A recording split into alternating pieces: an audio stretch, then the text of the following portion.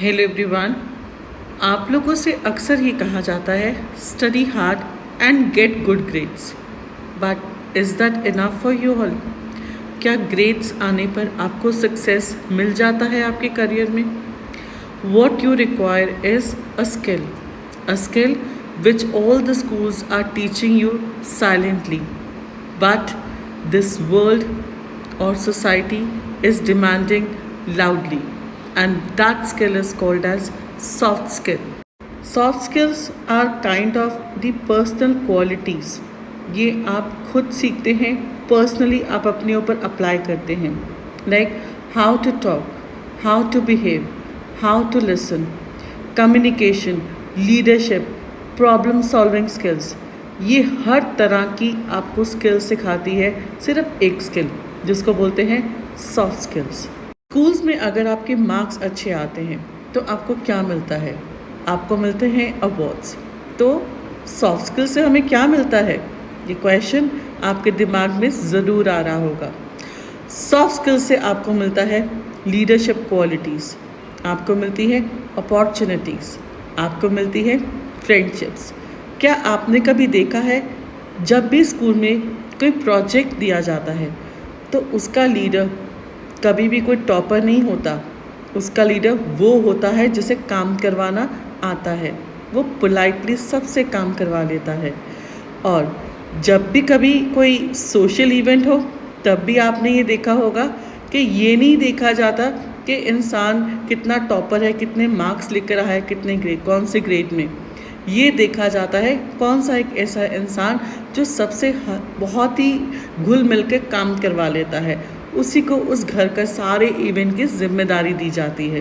तो यही है हमारे सॉफ्ट स्किल्स का खजाना। चाहे हो आपका स्पोर्ट्स डे, आप वहाँ पर भी देख लीजिए captain, vice captains no doubt अपनी क्वालिटीज़, अपनी एबिलिटी के बिहाफ पे ही सेलेक्ट किए जाते हैं, बट वो कैप्टन हमेशा धोनी की तरह होता है, रोहित शर्मा की तरह होता है, जिसके अंदर ना ही सिर्फ लीडरशिप क्वालिटीज़ होती हैं बल्कि क्या होता है, सॉफ्ट स्किल्स, जो सबसे बड़े प्यार से, आराम से, सॉफ्टली बात करता है, अपने आइडियाज़ को प्रॉपर्ली कम्युनिकेट अच्छे से कर पाता है, वो किसी के ऊपर इतना जल्दी गुस्सा नहीं होता है।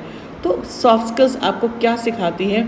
अपनी गुस्से को कंट्रोल करना, how to control your anger even. अक्सर हम देखते हैं कि बहुत सारे बच्चों को जॉब्स नहीं मिल पाते। रीज़न उनकी एबिलिटीज़ नहीं होती हैं।